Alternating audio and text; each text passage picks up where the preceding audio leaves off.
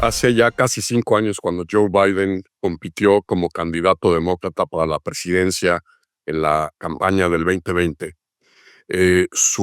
la narrativa de campaña, su persona pública, era que él iba a ser,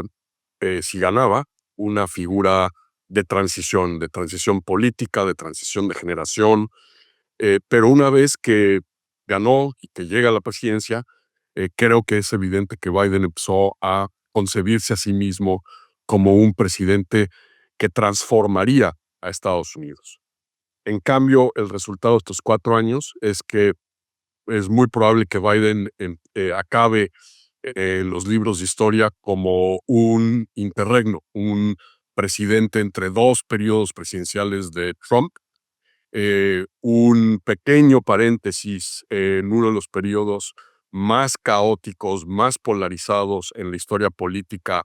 de los Estados Unidos, y un momento de profunda inflexión, para bien o para mal, todavía estamos por ver,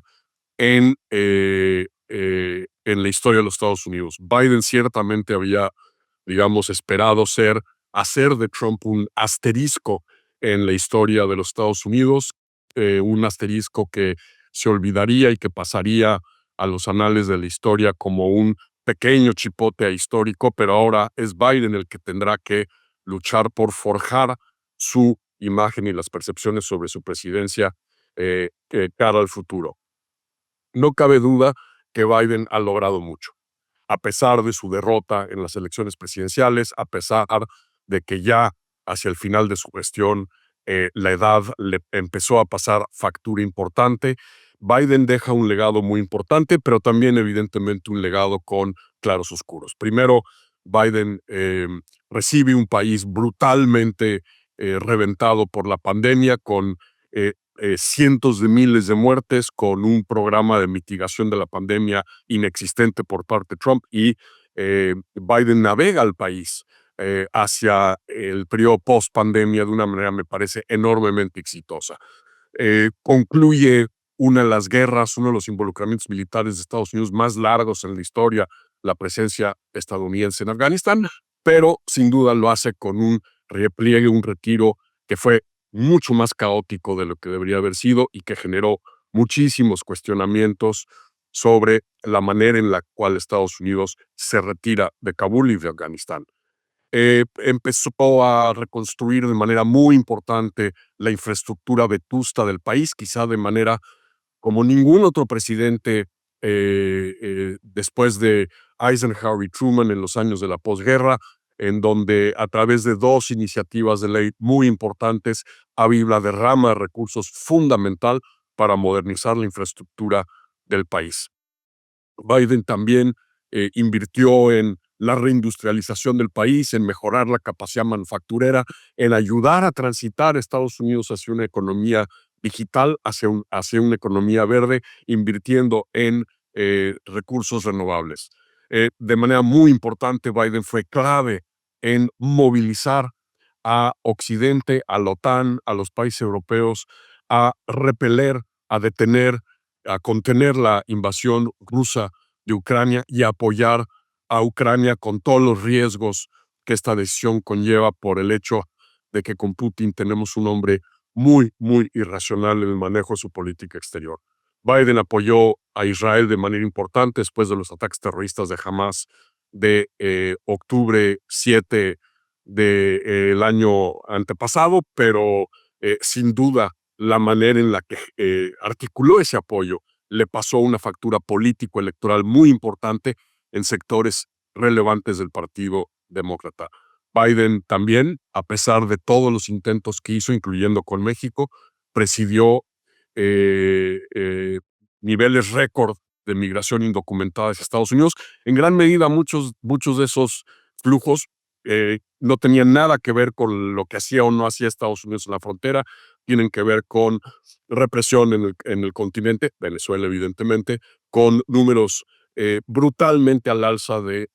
personas de otros países fuera del continente americano que están llegando hacia las Américas para tratar de llegar a Estados Unidos, los impactos del cambio climático, pero ciertamente este fue uno de los temas que explica en gran medida su derrota en las urnas en noviembre. Y finalmente, pues lo que yo llamaría un síndrome de hubris, de arrogancia. Es decir, Biden había prometido en su primera campaña presidencial ser un presidente de transición, pasarle la batuta a una nueva generación de políticos demócratas, servir por un solo periodo presidencial y ya una vez en el poder, yo creo que pensó que él podía hacer, una vez que Trump declara su intención de volver a contender por la presidencia, él cree que es el único que lo puede derrotar, pierde la oportunidad después de las elecciones intermedias donde al Partido Demócrata le va estupendamente bien, de haber dicho, ok, este es mi legado, aquí entrego la batuta y permito un proceso abierto de competencia en el Partido Demócrata que pudiera haber logrado con una primaria abierta, competitiva, haberle dado la victoria al Partido Demócrata en noviembre. Finalmente, con México, pues ciertamente regresa el manejo de la relación bilateral a la conducción normal, deja atrás el vandalismo diplomático y las diatribas y las amenazas y las fanfarronerías de Donald Trump, pero creo que comete un gran error, que es precisamente ante el enorme peso que juega el tema migratorio y su decisión de garantizar a toda costa el apoyo mexicano a contener esos flujos migratorios, voltea la vista a la erosión democrática que se ha venido dando en el país en los últimos 6 años y pico, y esto creo que merma la relación no solo entre los dos países, sino también el futuro de la relación de Estados Unidos con nuestro país. Ayer Biden da su despedida formal desde la Casa Blanca, desde la oficina oval, a la sociedad estadounidense, al país. Los discursos generalmente de despedida a todos los presidentes ciertamente son para los libros de historia como para el público contemporáneo, pero el de ayer me parece que es todavía más para los libros de historia. Las percepciones de una presidencia y de la persona que lo ocupa cambian con el tiempo, ciertamente. Hay que ver solo lo que acaba de ocurrir con Jimmy Carter, un presidente vilipendiado, criticado, cuestionado cuando deja el poder, y un gran estadista que se convierte después de la presidencia. Pero también ese tiempo genera el recordatorio más claro de que una presidencia a menudo se forja y se determina tanto por acontecimientos y fuerzas impredecibles que están fuera del control del presidente, como por sus propias ambiciones al asumir el cargo. Ayer, tratando de dejar un poco mensaje del legado, Biden, al igual que en su momento Eisenhower, cuando deja la presidencia en los 50, advierte a la sociedad estadounidense del complejo militar industrial, el papel que juega en determinar las políticas públicas y la política exterior del país. Ayer Biden habló del peligro que se cierne con un complejo tecnológico industrial, sin mencionarlos, evidentemente, hablando de los Musk, los Zuckerberg, los Bezos, los titanes de las plataformas de comunicación digitales. Y de alguna manera, la paradoja es que un presidente que se vio a sí mismo como un heredero de Franklin Delano Roosevelt y de Lyndon B. Johnson, acaba siendo, al comienzo de su presidencia, acaba siendo al final el reflejo más claro de un Eisenhower con una serie de advertencias sobre la salud democrática de la nación. Sin duda, yo le tengo un enorme aprecio y estima al presidente Biden, lo confieso, pero creo que su legado ciertamente es uno de claros oscuros muy importantes.